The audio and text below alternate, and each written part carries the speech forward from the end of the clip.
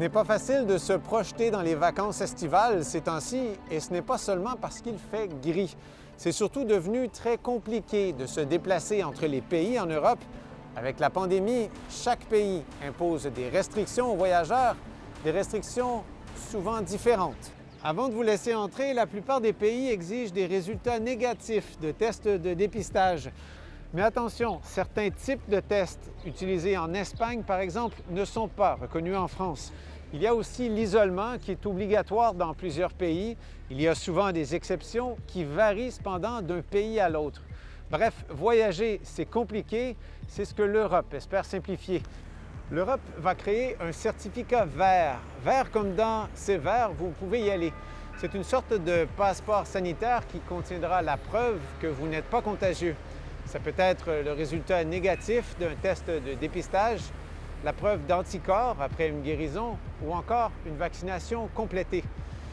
Le tout accessible sur votre téléphone ou sur papier, disponible dans toutes les langues grâce à un code QR. Il y a bien sûr des impératifs économiques dans tout ça. Le vieux continent dépend des voyageurs d'affaires et aussi des touristes. D'ailleurs, les pays du Sud, le Portugal, l'Espagne, l'Italie, la Grèce, espèrent beaucoup du retour des visiteurs. Pour garantir la fiabilité du certificat sanitaire, l'Union européenne s'appuie sur une technologie reconnue de protection des données personnelles. Cependant, il faudra quand même composer avec quelques inconnus scientifiques, notamment l'efficacité des vaccins sur les variants, leur impact sur la transmission du virus ou encore la durée de leur protection. Il faudra peut-être que ce laissez-passer vienne avec une date d'expiration, une date qui évoluerait avec les connaissances scientifiques. En France, on se demande si ce genre de technologie pourrait permettre non seulement de traverser plus rapidement les frontières, mais aussi d'accéder à des lieux qui sont aujourd'hui fermés, comme des cinémas ou des restaurants.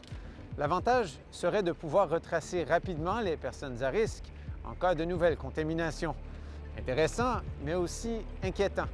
N'y a-t-il pas là une façon de suivre les citoyens à la trace? N'y a-t-il pas là aussi une façon subtile de leur imposer la vaccination? L'idée française ne fait pas partie du projet européen. Elle pourrait être développée à part, un peu à l'image de ce que font certaines compagnies aériennes. Si tout va bien, l'Union européenne aura son certificat vert numérique en juin, en espérant que les touristes soient aussi au rendez-vous.